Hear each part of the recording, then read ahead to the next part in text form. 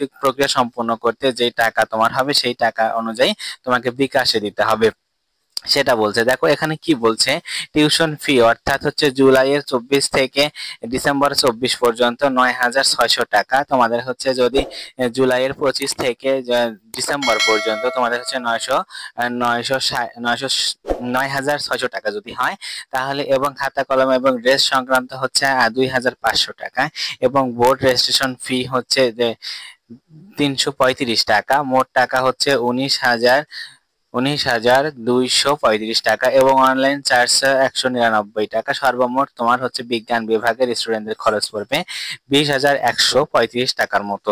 এটা কিন্তু তোমাদের অনলাইনে দিয়ে তারপর হচ্ছে ভর্তি হতে হবে যারা নটরডেমে ভর্তি হবে। এটা হচ্ছে ন্যূনতম তোমাদের। তারপর এই বছরে যদি এই বছরে নতুন আপডেট আসলে অবশ্যই সেটা তোমরা জানতে পারবে। তারপরে